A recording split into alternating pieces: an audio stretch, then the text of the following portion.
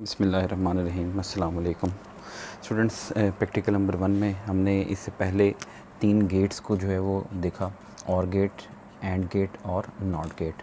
ये तीनों जो गेट्स हैं इनको बेसिक गेट्स कहा जाता है या बेसिक लॉजिक फंक्शंस कहा जाता है, और एंड और नॉट को।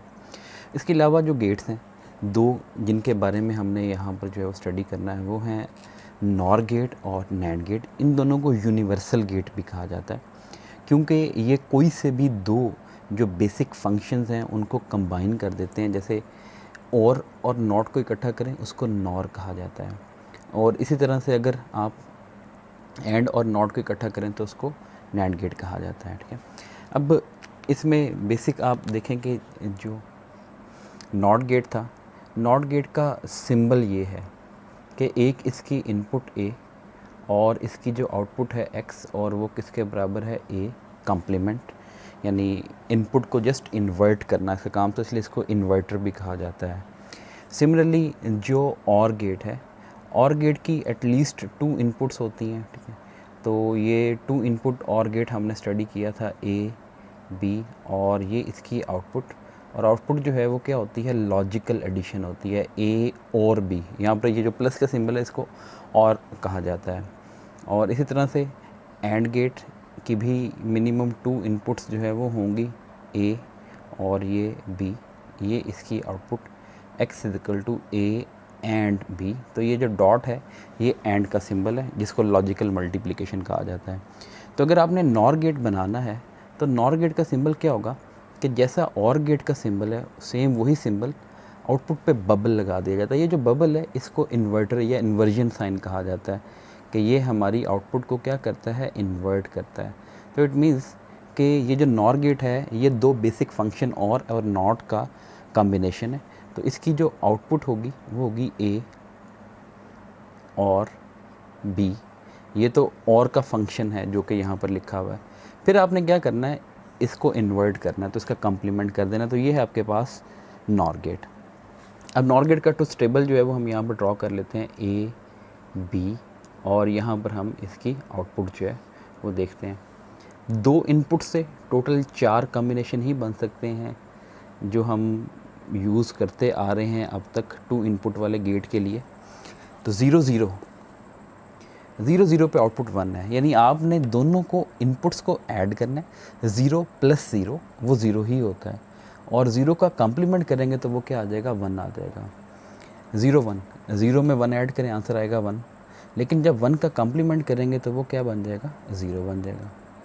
इस तरह 1 में 0 ऐड करें, 1 + 0 वो 1 होगा, उसका कॉम्प्लीमेंट करेंगे तो वो 0 आ जाएगा। और 1 + 1, हाई में जब हाई ऐड करते हैं तो आंसर हाई ही आता है, तो 1 + 1 का आंसर भी 1 ही आता है, 2 नहीं आता, क्योंकि लॉजिक में आप 1 से ऊपर नहीं जा सकते, लॉजिकल जो उसमें। तो 1 + 1 1, और 1 का जब आप कॉम्प्लीमेंट करेंगे तो वो 0 आएगा। तो जो बिल्कुल और की आउटपुट्स हैं बिल्कुल उसका रिवर्स होगा, यानी और का जो रिवर्स फंक्शन है वो क्या कहलाता है, नॉर कहलाता है। अब सबसे पहले हमने क्या करना है, इसका सर्किट ड्रॉ करना है और देखना है कि इस सर्किट के अंदर हमें किन चीज़ों का जो है वो सहारा लेना पड़ेगा। ठीक है, तो मैं ये जो लॉजिक गेट बनाऊंगा ये बनाऊंगा बीजेटी की हेल्प से, यानी ट्रांजिस्टर की हेल्प से। हमने इससे पहले ट्रांजिस्टर को एज ए स्विच जो है वो इस्तेमाल किया, तो इसमें आपने क्या काम करना है, बीजेटी जो है वो लेने हैं। ठीक है, 2 बीजेटीज़ जो है वो हम ले लेंगे। ठीक है, अब ये जो 2 बीजेटीज़ हम लेंगे इनको कुछ इस तरह से कनेक्ट करना है कि सबसे पहला काम हमारा ये है कि दोनों के एमीटर्स को कंबाइंड कर देना है, पहले ट्रांजिस्टर के और दूसरे ट्रांजिस्टर के। दोनों ही एनपीएन ट्रांजिस्टर हैं इस वक्त, दोनों के एमीटर को ग्राउंड कर दिया आपने कंबाइन करके। इसका मतलब है ये दोनों ही जो ट्रांजिस्टर आप यूज़ कर रहे हैं कौन सी कन्फिग्रेशन में इस्तेमाल कर रहे हैं, कॉमन एमीटर में कन्फिग्रेशन में इस्तेमाल कर रहे हैं। ये जो पहले का बेस है ये एक इनपुट के तौर पे हमारी हेल्प करेगा। ठीक है, इसको मैं R1 कह देता हूँ और ये इनपुट A कह देता हूँ। और ये जो इसकी जो बेस है ये दूसरी इनपुट के तौर पे काम करेगी, इसको R2 कह देते हैं, और ये बी इनपुट के तौर पे काम करेगी। अब दोनों स्टेजेस एक जैसी हैं, इसका मतलब है ये R1 और R2 दोनों बराबर होंगे। इनको हम RB कह लेते हैं क्योंकि ये दोनों बेस पे लगे हुए बेस रजिस्टर्स हैं, ठीक है। अब कलेक्टर से आउटपुट ली जाती है। अब गेट की आउटपुट तो यूनिक होती है, एक ही आउटपुट होनी चाहिए, तो आप दोनों के कलेक्टर्स को कंबाइन कर लें, ठीक है। इसका मतलब है दूसरा काम ये किया आपने, कलेक्टर्स को भी कंबाइन कर लिया, और कंबाइन करने के बाद आप एक रजिस्टर के ज़रिए इसको कनेक्ट कर दें किसके साथ, बैटरी की पॉजिटिव टर्मिनल के साथ, जिसको VCC जो कि 5 वोल्ट के इक्वल है। तो ये आपके पास आ गया। ये जो टर्मिनल है, जिस टर्मिनल के ऊपर दोनों के कलेक्टर्स मिल रहे हैं, यही हमारा जो है वो आउटपुट टर्मिनल है, इसको आप X कह दें, ठीक है। अब यहाँ पर हम क्या लगाएंगे, वही एक रजिस्टर लगा देंगे छोटा, और साथ LED लगा देंगे ताकि हमें पता चल जाए कि आउटपुट हाई है या लो है। तो इसका मतलब है कि हम जो है वो इसको सेम उसी कॉन्फ़िगरेशन में इस्तेमाल कर रहे हैं जिस कॉन्फ़िगरेशन में हमने BJT एज़ अ स्विच जो है वो इस्तेमाल किया था, ठीक है। अब BJT एज़ अ स्विच में हमने कहा था या ट्रांजिस्टर ऑन हो सकता है या ट्रांजिस्टर ऑफ हो सकता है। इसका मतलब है अगर तो ट्रांजिस्टर कट ऑफ में जाना है, A 0 हो गया या B 0 हो जाएगा, तो ट्रांजिस्टर कट ऑफ में चला जाएगा। अब फ़र्ज़ कर लेते हैं कि A भी 0 हो गया और B भी 0 हो गया, यानी ये पहली वाली ऑप्शन। जब दोनों 0-0 हो जाएंगे तो ट्रांजिस्टर कट ऑफ में चला जाएगा। कट ऑफ में आपको पता है बेस में कोई करंट जो है दाखिल नहीं होता, और अगर I भी 0 होगा तो लाजमी सी बात है IC भी क्या हो जाएगा, 0 हो जाएगा।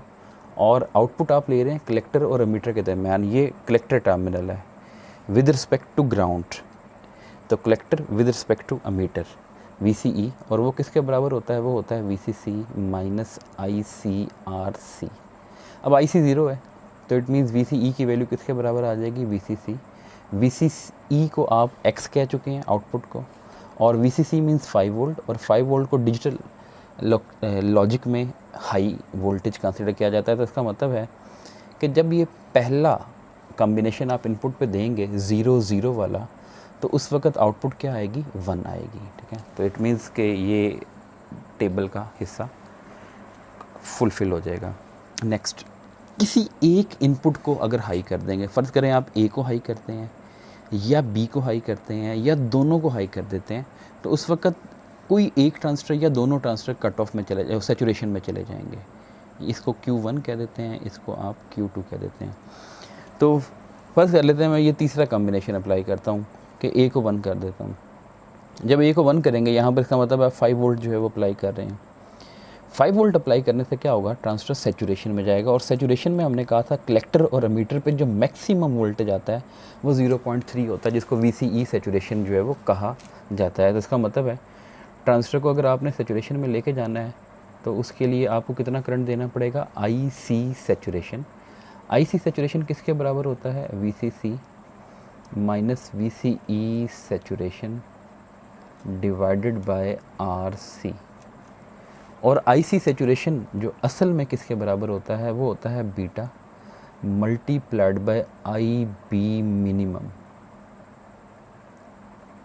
तो इसका मतलब ये हुआ कि आपने सबसे पहले तो ये कैलकुलेट करना है कि IB मिनिमम कितना जो है वो आपको रिक्वायर्ड है। अब जो IB मिनिमम होता है ये वो मिनिमम करंट है जो ट्रांजिस्टर को सैचुरेट करने के लिए लाजमी होता है। तो आप इसकी जगह लिखेंगे IC saturation divided by beta of the transistor, तो ये आपके पास आ जाएगा। लेकिन मैंने जब नॉट गेट बनवाया था तो उस वक्त कहा था हम जितना भी मिनिमम बेस करंट रिक्वायर्ड होता है उसके मुकाबले में डबल करंट दाखिल करेंगे, क्योंकि ये तो वो मिनिमम वैल्यू है जो रिक्वायर्ड है ट्रांजिस्टर को सैचुरेट करने के लिए, जो मैथमेटिकली आई। प्रैक्टिकल कंसिड्रेशन मुख्तलिफ होती हैं, इसलिए हम एहतियातन जो करंट दाखिल करते हैं वो डबल जो है वो दाखिल कर रहे हैं, ठीक है। और कई जो इंजीनियर्स होते हैं वो तो इसके मुकाबले में कई गुना ज़्यादा, 10-12 गुना, 100 गुना ज़्यादा भी करंट इसमें दाखिल कर सकते हैं, ताकि उनको इंश्योर हो जाए कि ट्रांजिस्टर वाकई ही कहाँ पर चला जाएगा, सैचुरेशन में। लेकिन बहुत ज़्यादा करंट एंटर करने से भी ये होता है कि पावर ज़्यादा डिसिपेट होती है। तो हमने तो जस्ट टेस्ट करना है कि वाकई ही ये एक गेट के तौर पे काम कर रहा है, इसलिए हम जो है वो ज़्यादा करंट जो है वो दाखिल करने के हक़ में मैं नहीं हूँ, इसलिए मैं इसको जस्ट डबल जो है वो सिचुएशन पर रखता हूँ। तो इसका मतलब ये हुआ कि आप आई बी की वैल्यू जो है वो रखेंगे 2 टाइम्स आई बी मिनिमम के बराबर, ठीक है। अब आई बी मिनिमम किसके बराबर होता है? आई बी मिनिमम बराबर होता है आई C saturation divided by beta, जैसे आपने यहाँ पर लिखा हुआ है, ठीक है। और आई बी वो करंट है जो इसकी बेस में दाखिल करना है आपने। तो वो करंट क्या होगा? जो आप इनपुट वोल्टेज देंगे, मैक्सिमम इनपुट वोल्टेज को वी कह दिया जाएगा, जो कि 5 वोल्ट के बराबर होगा जब आप इनपुट हाई करेंगे, minus V B E divided by R B is equal to 2 times I C saturation. बटे वाला बीटा मैं वैसे ही रहने देता हूँ। आई सी सैचुरेशन की जगह मैं ये वाली वैल्यू पुट कर देता हूँ, V C C minus V C E saturation divided by R C, ये आपके पास आ जाएगा, ठीक है। अब कुछ स्टूडेंट्स जो है उन्होंने ये सवाल पूछा कि sir V C E saturation जो है वो हम 0.3 क्यों ज्यूम करते हैं, हालांकि इसकी वैल्यू 0.1 या 0.2 भी हो सकती है practically.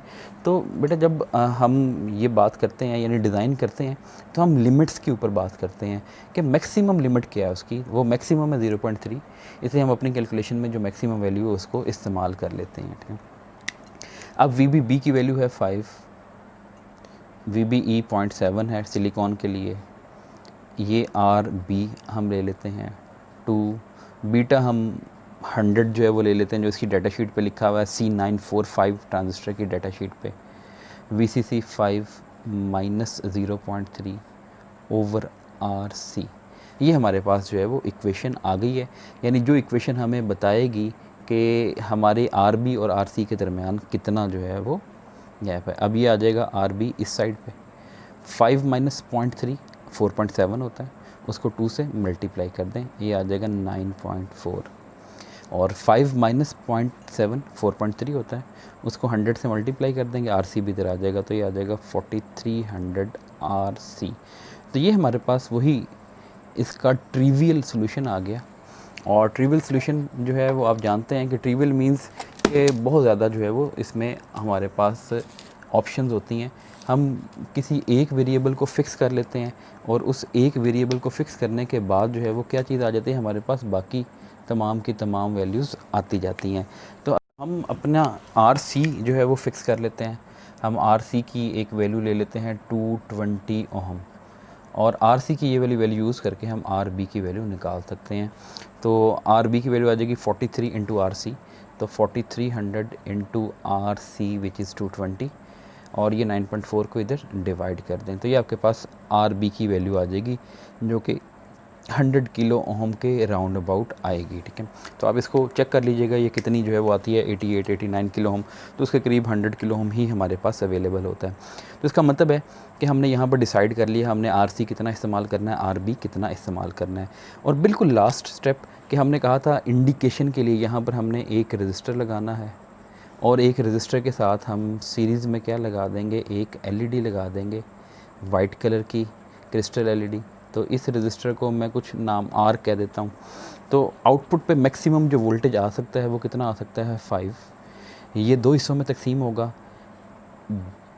Forward current of LED, मैंने 20 मिली एम्पेयर से ज़्यादा कभी भी यानी एलईडी में करंट दाखिल नहीं किया, और plus forward voltage of LED.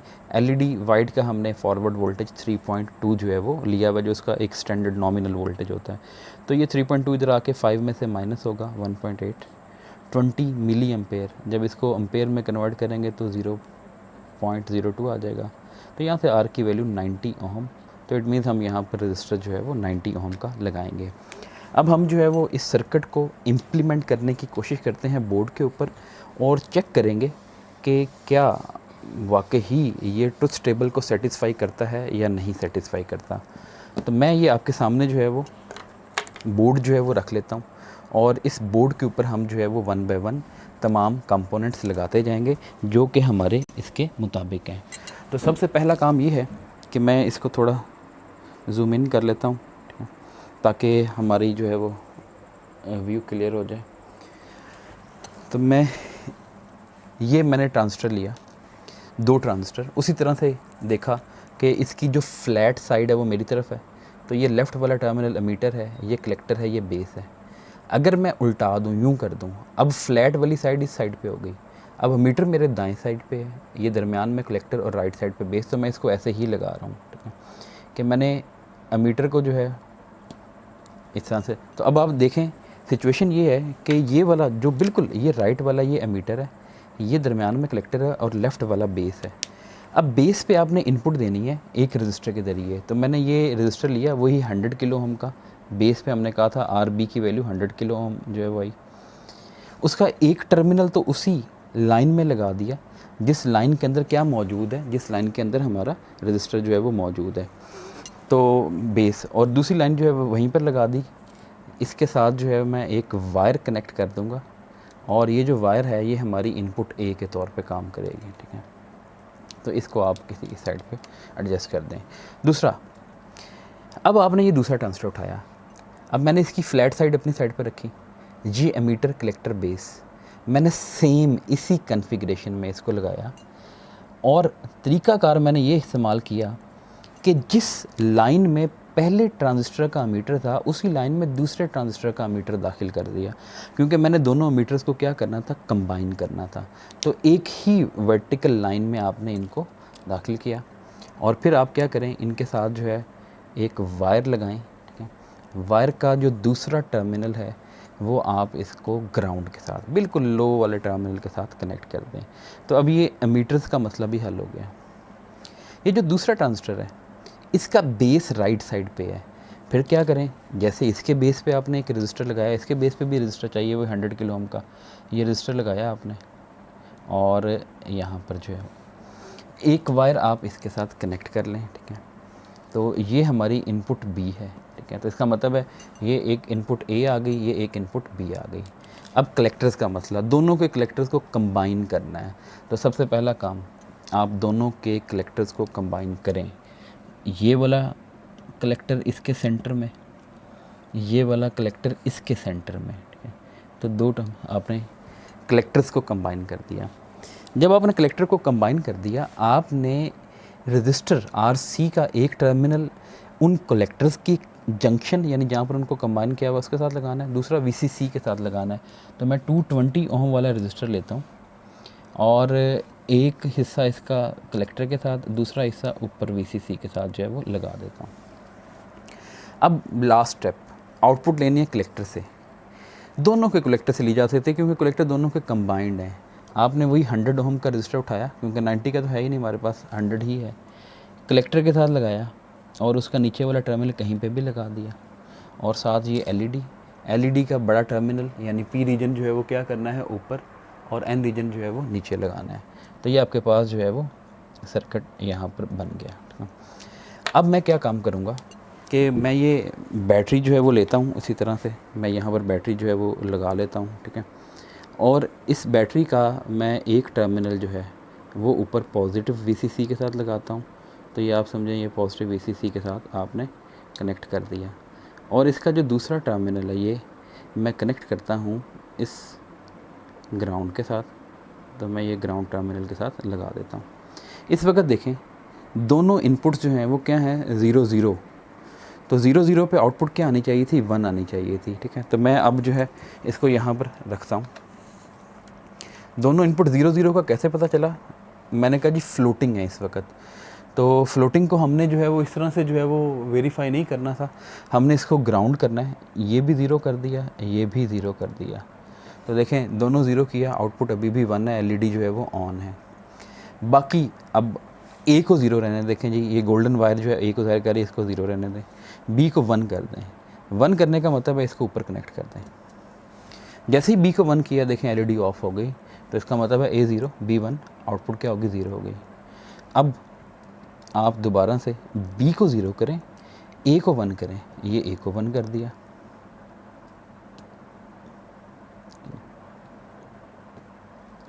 तो जब आपने ए को 1 किया और बी को 0 किया, आउटपुट क्या हो गई, 0 हो गई। और चौथा स्टेप ये है कि आप दोनों को 1 करें, ठीक है। तो मैं ए को भी 1 कर देता हूँ और ये बी को भी 1 करता हूँ, अभी भी आउटपुट जो है वो क्या है, 0 है। तो इसका मतलब है आप 1 बाय 1 तमाम कम्बिनेशन को टेस्ट कर सकते हैं, ठीक है। तो पहला स्टेप यही होता है कि आप कैलकुलेशन करके वैल्यूज़ कैलकुलेट कर लें कि हमें कौन सी वैल्यू कहाँ लगानी है और सर्किट की वर्किंग को समझ लें, तो दूसरा स्टेप जस्ट है उसको इम्प्लीमेंट करना और टेस्ट करना, ठीक है। तो दोनों ही इम्पॉर्टेंट काम हैं, लेकिन जब तक आप कैलकुलेशन में और डिज़ाइन में परफेक्ट नहीं होंगे तो उस वक्त तक जो है वो आप इम्प्लीमेंटेशन वाली स्टेज के ऊपर या टेस्टिंग वाली स्टेज के ऊपर नहीं पहुंच सकते। तो ये आज का हमारा प्रैक्टिकल एक छोटा सा पार्ट जो कि नॉर गेट है। तो नॉर गेट की वर्किंग को समझिएगा। इसमें से अगर कोई क्वेश्चन है तो आप मुझसे पूछ सकते हैं कमेंट सेक्शन में या पर्सनली। तो अपना ख्याल रखिएगा। अल्लाह हाफ़िज़।